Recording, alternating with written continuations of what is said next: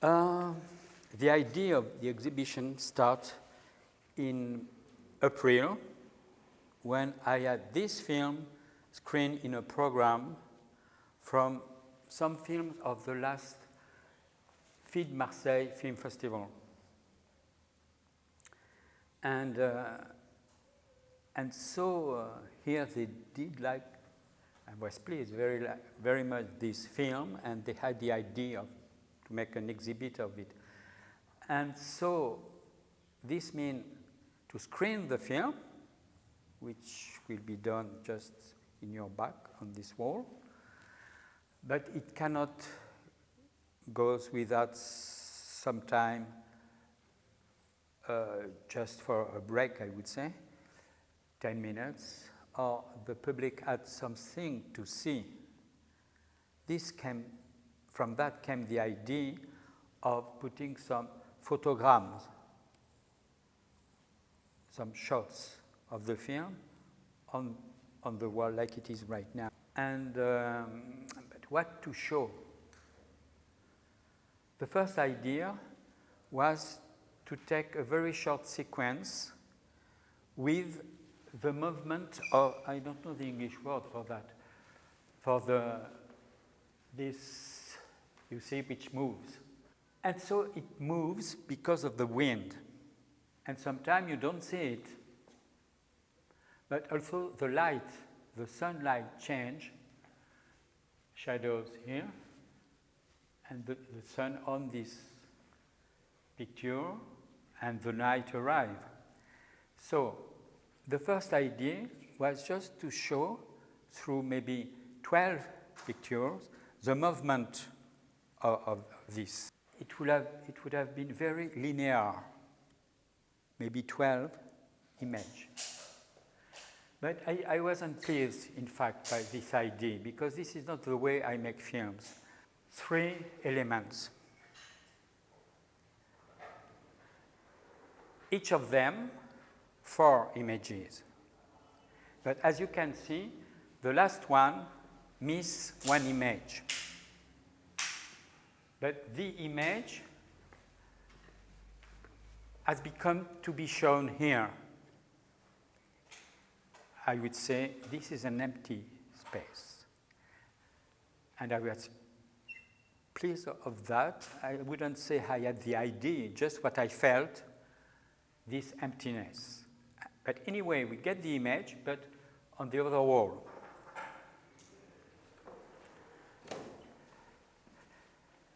You are using a lot of fixed cameras in your movies, and you're avoiding camera movements. You're taking still shots, but your long take approach gives the editing an important place in your films, I guess. Is it possible to say something like the cinematic moment is equal to editing in terms of your cinema approach, or what can you say about that? So I never use the word editing, because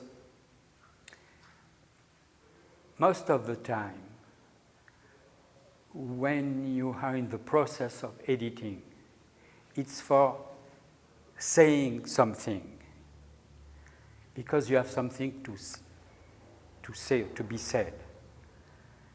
And I would say art has nothing to say. It has nothing to say. Something to be seen, something to be felt, but not something understood. And usually, most of the time, editing means, and I don't know the English words, what we call in French, raccord, to tie one image with the one before and with the one after. This is the process of editing. But doing that, the image is not free anymore to have relation with other images all along the film. Does it mean something what I say? Yeah. Okay. So this is a very important thing. And I repeat art doesn't work at all like this. I never shot with the idea of a film. The idea of a film comes after several shots. So, some shots can find a right position, a right place of some kind of orbital. And if you have 2 or 3 images which stand, and they are pleased, this is very important, to stand in the orbit, not being tied, but they found their place on the same orbit, you start to feel a film. And what or why do they stand together at this right place? Just because they get the abstraction of the central point. But this central point cannot be shown. It cannot be shown. But we can imagine it from the position of the images. It's far away from the idea, usual idea of editing, of course. And it becomes, if I said 3 images is enough to show the circle.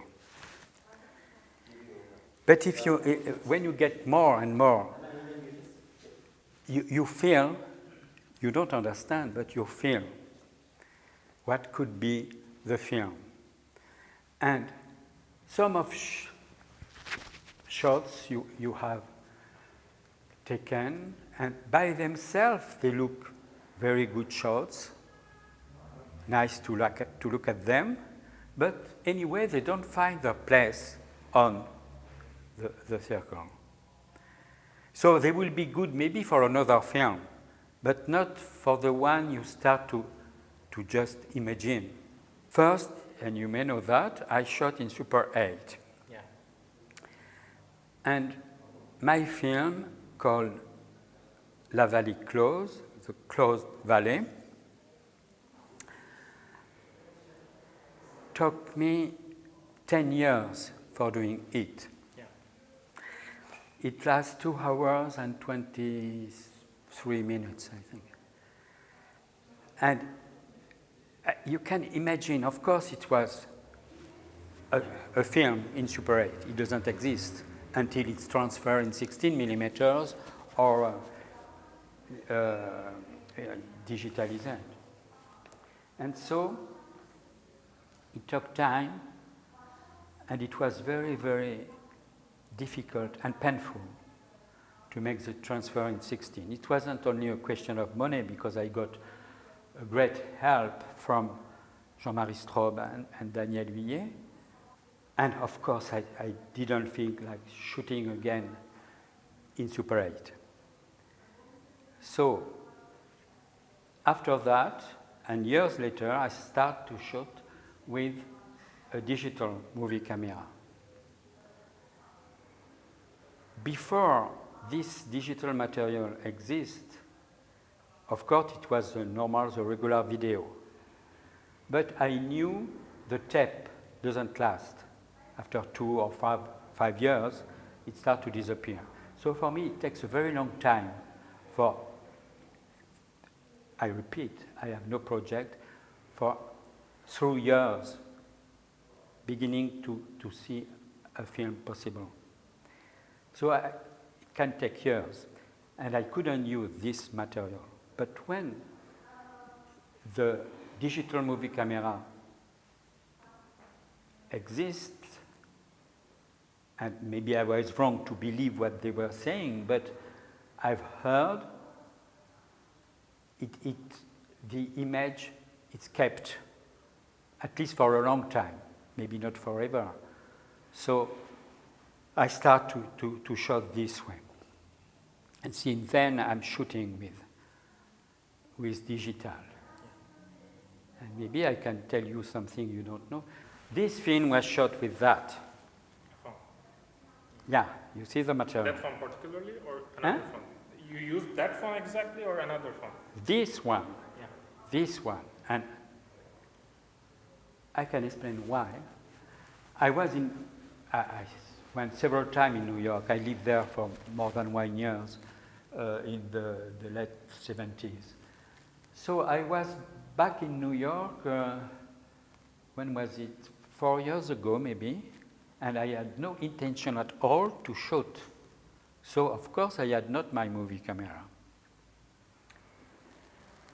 And anyway, getting in this room, I don't know if you have ever been to New York, in 23rd Street, I saw this window and the light, but the movement on this, I don't know, the word, is it blackboard? This is cartoon there, you see? And with its movement and its noise when it hurts the window. And this was really great. So I wanted to shoot, but I had nothing but this. So I found the way to have it straight and in front, as I told you. And thought I look at that, but I had to put it on something. So I took what was in the room, and I made some kind of échafaudage, and I put it like this. And then it was different shots. And I repeat the idea of the circle, and finally looking at them through the time, but the time in the shots, you know, we are at night there. A film, I felt, it's always a question of feeling, of intellectual. I felt a film could come through this image. And it did come. In my previous questions, as you said, you don't shoot with the idea of shooting a film, right? Yeah. So we unfortunately came to the end of our time. So thank you for joining us. And anyway, it was very nice to meet you. Thank you. L'exposition des fenêtres a pu se faire grâce à la formidable collection Arkas. Parce qu'en relisant un traité très célèbre qui s'appelle De Pictura de 1435 d'Alberti, et il dit qu'un tableau est une fenêtre ouverte sur le monde. Et partant de là, je me suis dit, c'est pas un seul monde, c'est des multiples mondes. Et j'ai comme ça pas traité tous les termes, mais effectivement, il y a la relation au sacré, il y a la relation extérieure-intérieure, et évidemment les perspectives multiples, le rôle des fenêtres dans l'architecture notamment, d'autres thèmes et qu'on retrouve selon le parcours de l'exposition. Et effectivement, quand José María Queiroz m'a parlé de Welcome, j'ai trouvé qu'il y avait une résonance et une relation totale avec l'exposition qui est au centre Arkas. Elle se termine le 23 juillet.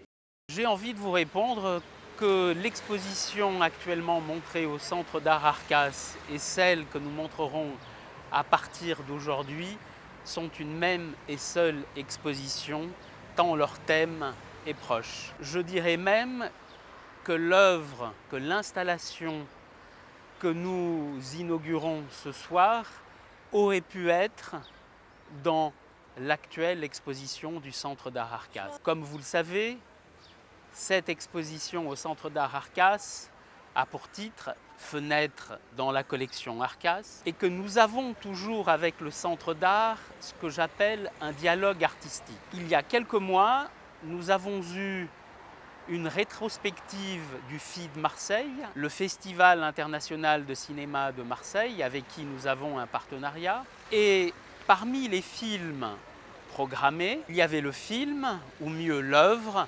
Welcome de Jean-Claude Rousseau. Et cette œuvre a exercé sur moi une véritable fascination. Et j'ai immédiatement songé à l'exposition du Centre d'art Arkas, parce que ce film lui-même a pour sujet principal et central une fenêtre. J'avoue mon ignorance. Comme j'ai beaucoup d'amis cinéphiles, je connaissais le nom de Jean-Claude Rousseau, mais je ne connaissais pas ses films. En effet, c'est un cinéaste, un artiste d'une grande intégrité et un artiste que je pourrais qualifier aussi de solitaire. C'est un artiste qui ne fait pas de concessions, mais l'art permet-il les concessions? Alors, ces films, on ne peut pas les voir dans les cinémas habituels, on les voit dans les festivals, dans les cinémathèques. Et en m'intéressant à cette œuvre, je me suis intéressé à tous ces films et j'ai découvert l'un des plus importants réalisateurs, l'un des plus importants artistes des 40 dernières années. Donc, j'ai immédiatement saisi l'occasion de cette exposition au Centre d'art Arkas, consacrée aux fenêtres, pour lancer un défi à Jean-Claude Rousseau et au coordinateur artistique du Festival international de Marseille, Cyril Nérat. Et ce défi consistait en reprendre cette œuvre et la montrer en permanence comme une installation dans notre salle d'exposition, en parallèle de l'exposition actuellement montrée au Centre d'art Arkas. C'est une œuvre rare, c'est un artiste rare et c'est un privilège que de pouvoir l'avoir avec nous, que de pouvoir montrer ses œuvres.